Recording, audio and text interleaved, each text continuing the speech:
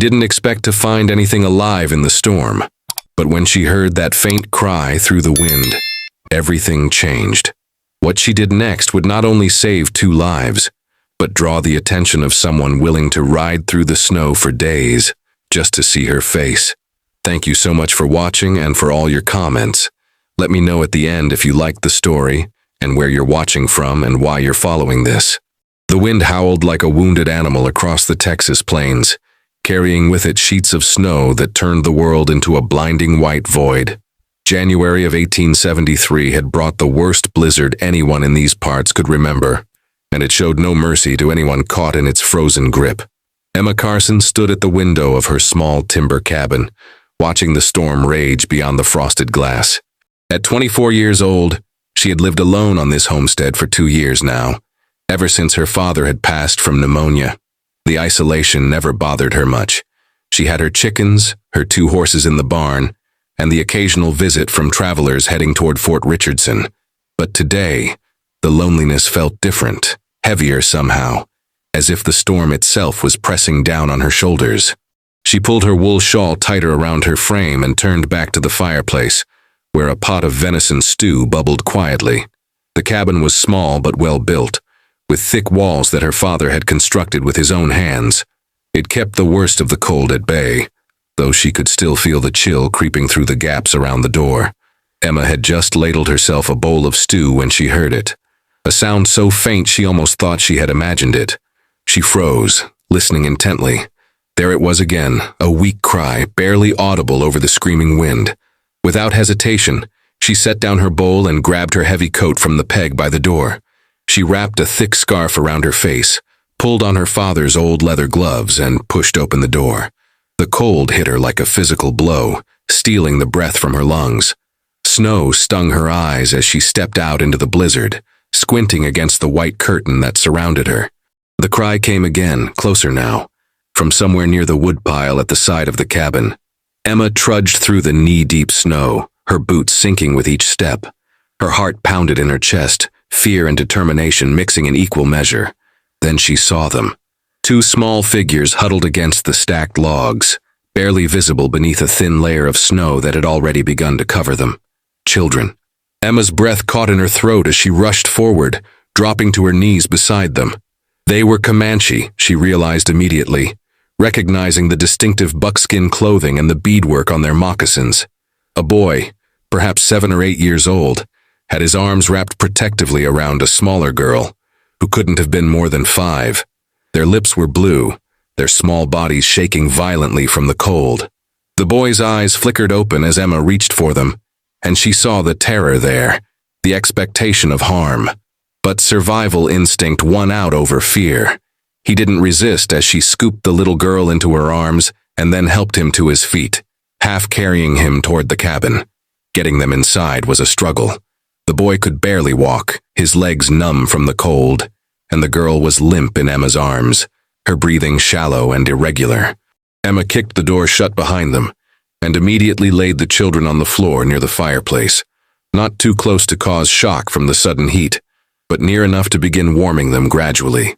She worked quickly, her hands steady despite the panic rising in her chest. She had seen frostbite before, had nursed her father through a mild case of it years ago. She removed their wet moccasins and the snow-crusted outer layers of their clothing, replacing them with dry wool blankets from her own bed. The girl's fingers were an alarming shade of white, and Emma gently rubbed them, trying to restore circulation without causing damage. The boy watched her every move with dark, wary eyes, but he didn't pull away. He was protecting his sister even now, Emma realized, ready to fight if necessary despite his weakened state. She met his gaze and spoke softly, though she knew he probably couldn't understand her words. The tone was what mattered. "You're safe here. I won't hurt you. I promise." She heated water on the stove and added a little honey, coaxing the children to take small sips. The warmth seemed to bring some life back into their faces. The girl's eyes finally opened, wide and brown and filled with confusion. She looked at Emma, then at her brother, then began to cry softly. The boy pulled her close, whispering to her in their own language, words Emma couldn't comprehend but whose meaning was clear enough. He was telling her they were all right, that this woman meant them no harm. As the hours passed, Emma tended to them with the same care she would have given her own kin. She wrapped their feet in warm cloths, checked their fingers and toes repeatedly for signs of serious frostbite, and spooned small amounts of warm broth into their mouths. The color slowly returned to their cheeks and their shivering began to subside. Night fell, and the blizzard continued its assault on the world outside. Emma made pallets on the floor near the fire, laying out every spare blanket and quilt she owned. The children curled up together, the boy still keeping one protective arm around his sister. Emma sat in her father's old rocking chair, a rifle across her lap, not because she feared the children, but because she knew what might come looking for them. She thought about their parents, wondering if they were out there somewhere in the storm, searching desperately for their lost children, or perhaps they had been separated during a raid, or while fleeing from soldiers. The tensions between the Comanche and the settlers had been running high lately, with attacks and counterattacks leaving grief on both sides. Emma had always tried to stay out of it, to live quietly and harm no one, but she knew that neutrality was a luxury that might not last forever. The boy stirred, and Emma saw that he was watching her again. She smiled at him, hoping he could read the kindness in her expression. Slowly, hesitantly, he lifted his hand and placed it over his heart, then gestured toward her. "Thank you." She understood the gesture and nodded, placing her own hand over her heart in return. "What's your name?" she asked gently, knowing he wouldn't understand but wanting to try anyway. She pointed to herself. "Emma. My name is Emma." The boy studied her for a long moment, then pointed to himself. "Tachi," he said, his voice rough from disuse and cold. Then he pointed to his sister. "Casa." "Tachi and Casa," Emma repeated, committing the names to memory. "You're safe here, both of you." She didn't know if they would understand, didn't know if they would trust her beyond this moment of necessity, but as she watched them drift off to sleep, their small bodies finally warm and their breathing steady, Emma felt a fierce protective instinct rise within her. These children had been delivered to her doorstep by fate or chance or divine providence, and she would not let harm come to them while they were under her roof. Outside, the blizzard raged on, but inside the small cabin, there was warmth and safety, and the beginning of something that none of them could yet name. Emma dozed in the rocking chair, the rifle still across her lap, and dreamed of dark eyes and unspoken promises, of bridges built across chasms of fear and misunderstanding. She didn't know that miles away, a Comanche warrior named Thunderhorse was fighting his way through the same blizzard, his heart torn with anguish over his missing children. She didn't know that he had been tracking them for 2 days, that he had seen the signs of their passage even as the snow tried to erase them. She didn't know that he was riding toward her cabin even now, driven by a father's desperate love and the iron will that had made him legendary among his people. All she knew was that 2 small lives had been placed in her hands, and she would guard them with everything she had. The storm broke on the 3rd day, leaving behind a world transformed into crystalline white silence. Emma woke to the sound of nothing, the absence of wind so profound it was almost unsettling. She rose from the rocking chair where she had spent another night keeping watch and moved to the window. The sun was rising over the snow-covered plains, painting everything in shades of gold and pink that took her breath away. Tachi and Casa were still sleeping, huddled together beneath the quilts. Their color was good now, their breathing deep and even. Emma had spent the past 2 days nursing them back to health, treating the minor frostbite on Casa's fingers and toes, feeding them warm food, and slowly earning their trust. Tachi had begun to relax around her, though he still watched her with careful attention. Casa had even smiled yesterday when Emma had shown her a carved wooden horse that had belonged to Emma's younger brother, who had died of fever many years ago. Emma was preparing breakfast, slicing salt pork into the cast iron skillet, when she heard the sound of a horse approaching. Her blood ran cold. She moved quickly to the window and saw him. A lone rider, mounted on a paint horse, moving through the snow with purpose and grace. Even from a distance she could see he was Comanche. He was tall and powerfully built, wearing buckskin leggings and a heavy buffalo robe against the cold. His long black hair was braided with what looked like strips of red cloth, and across his back she could see a bow and a quiver of arrows. Emma's hand went instinctively to the rifle by the door, but she didn't pick it up. Something told her that violence would be the wrong choice here. Instead, she turned to the children. Tachi was awake now, sitting up and staring toward the door as if he could sense the presence outside. His eyes were wide, and Emma saw hope flare in them. Hope mixed with fear. The rider stopped about 20 yards from the cabin. He sat motionless on his horse, waiting. Emma took a deep breath, straightened her spine, and stepped outside without her rifle. The cold air bit at her face, but she barely noticed. Her entire focus was on the man before her. He was perhaps 30 years old, with a face that could have been carved from stone, all sharp angles and hard lines. But his eyes, when they met hers, were not hard. They were filled with an anguish so deep it made Emma's chest ache.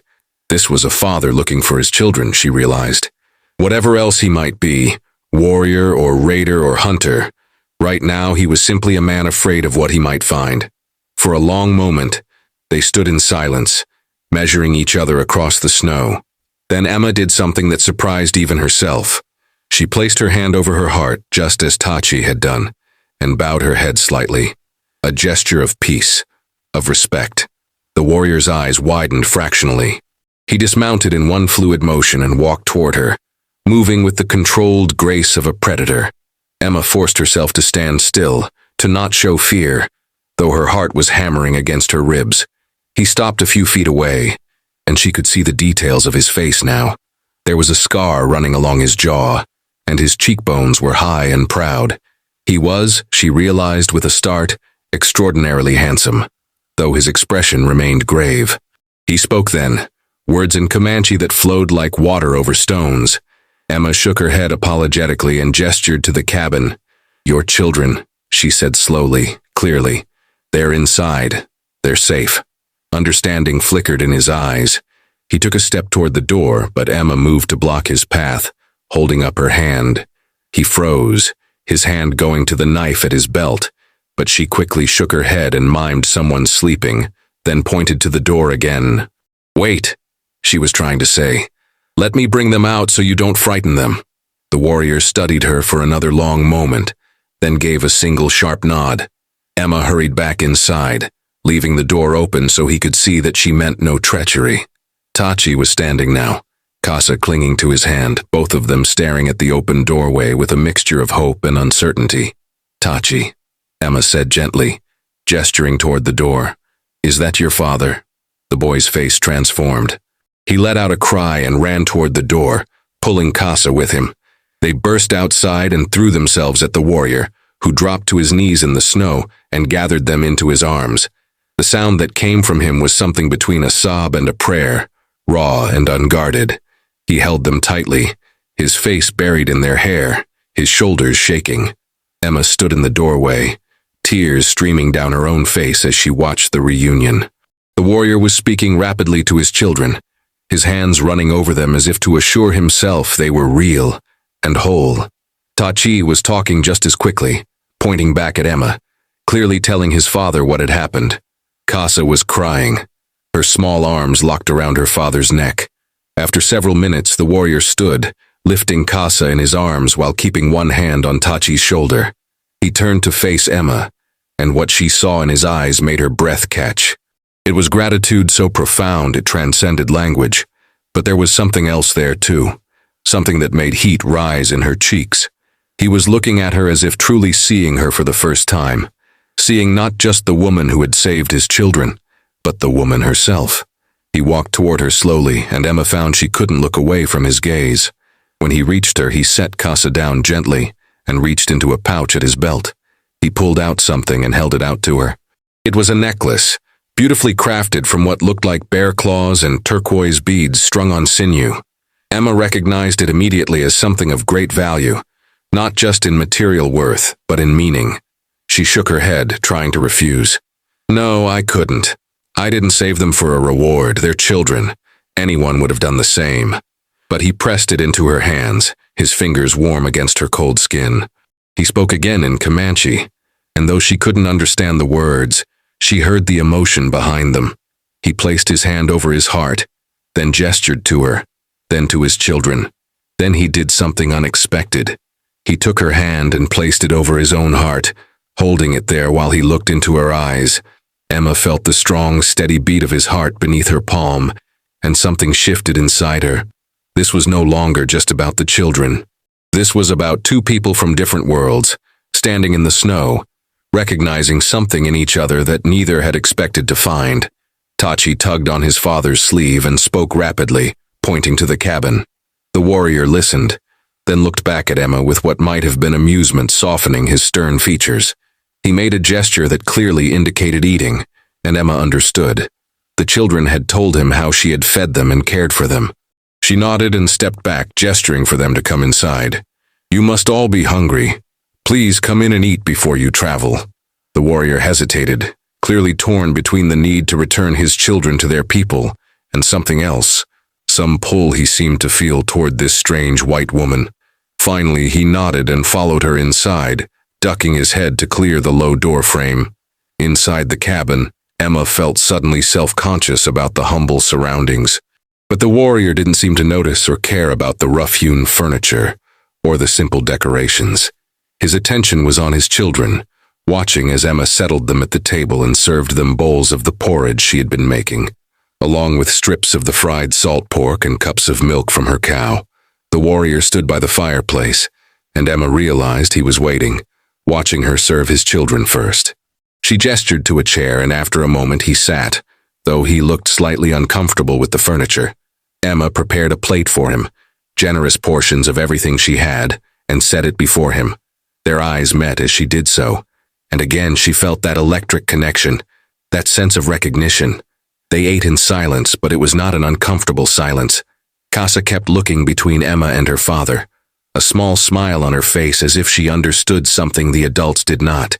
Tachi ate with the single-minded focus of a boy who had been truly hungry, but Emma noticed he kept glancing at his father, as if reassuring himself that he was really there.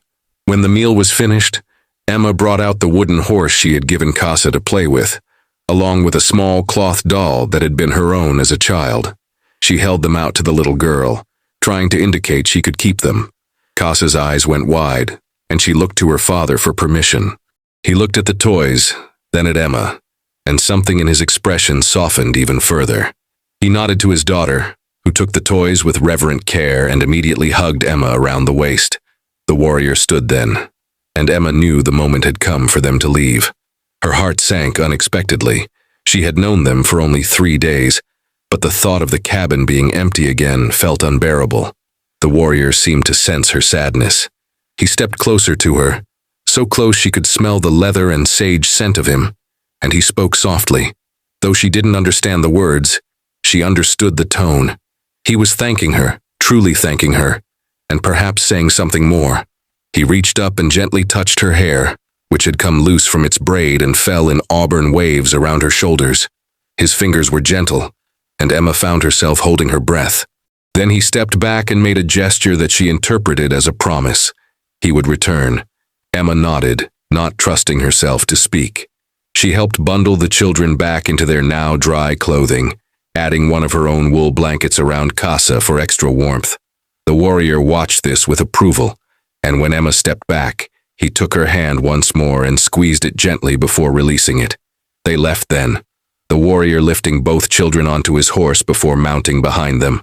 Emma stood in the doorway and watched them ride away across the snow, 3 dark figures against the white landscape.